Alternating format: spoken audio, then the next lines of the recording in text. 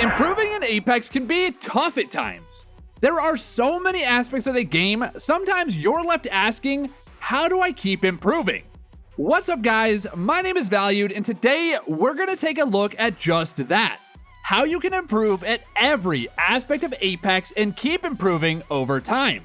Whether you're struggling with your mechanics or some aspect of your in-game decision making, we're going to talk about it all. And by the end of this video, you will have specific examples of how to apply this to your own game. I'm super hyped for this one, guys, so let's get right into it. One of the main things you've got to focus on, no matter what part of the game you're looking to improve, is your approach to how you're improving. It's important that you stay self-critical of your game and look to apply everything you learn directly to your own gameplay. Take the videos on this channel for example. I do my best to bring you guys all the knowledge I can about Apex, but you guys taking this info and actually applying it to your own game is what leads to your improvement. Let's use an example. In our recent video on 5 tips to live longer, we talked about lines of sight and how to use them to your advantage. There's a ton of killer info on how to use LOS in fights, avoid them effectively while navigating the map, and much more. And while this information is very valuable, you need to actually put these tips into practice. Put a focus on certain elements of the tips you think could benefit you and get them into your core gameplay. It's a bit more complex than just that, so let's talk through applying this mindset to every major aspect of Apex Legends.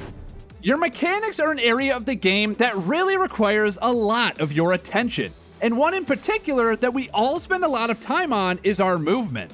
Apex movement gives you so much freedom to approach any situation, but with more choice comes more room for error. All too often, I see players who understand how to use different movement tech, but they overuse them or throw them into their play just because they can. It's important that every mechanic that you add to your arsenal is not only mastered, but also properly understood and only applied when needed. Take tap strafing or wall bouncing for example. These are some of the more advanced movement options in the game, and ones that top players look to use in a lot of their matches. But instead of just hopping into a game and trying them out, let's go over exactly how you should learn a new skill, apply it to your game, and continue to fine-tune it to complement your play.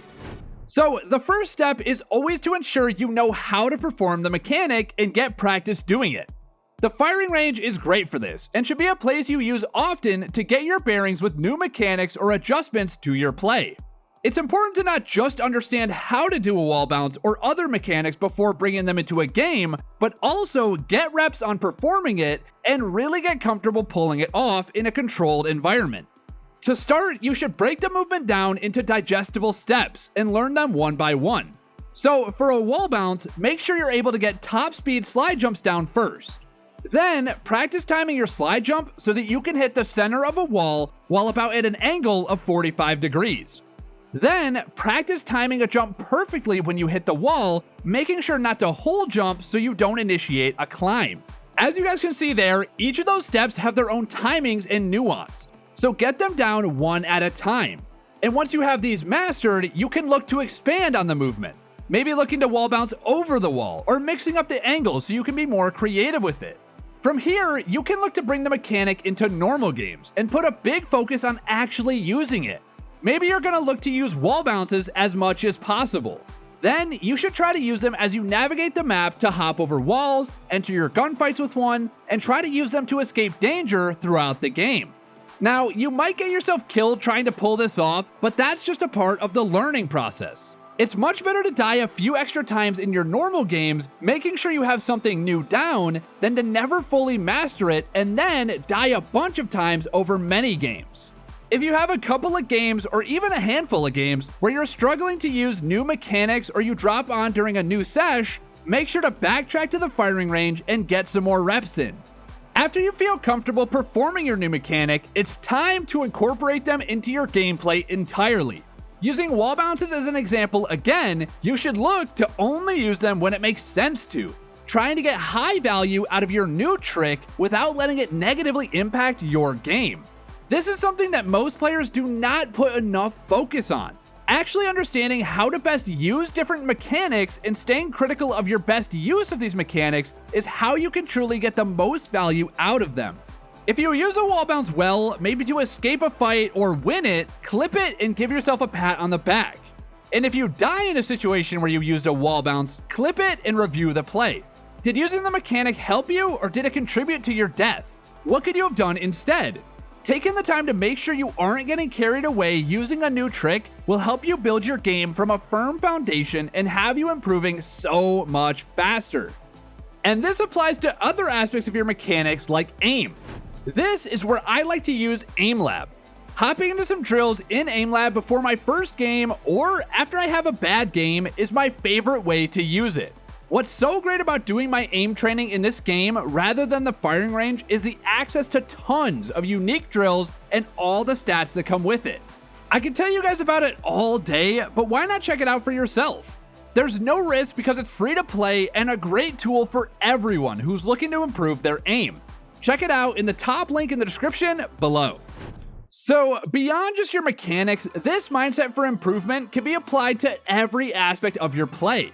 Fighting is a core aspect of Apex, obviously, and it's important that you put a huge focus on improving your ability to navigate fights, deal damage, and most of all, survive.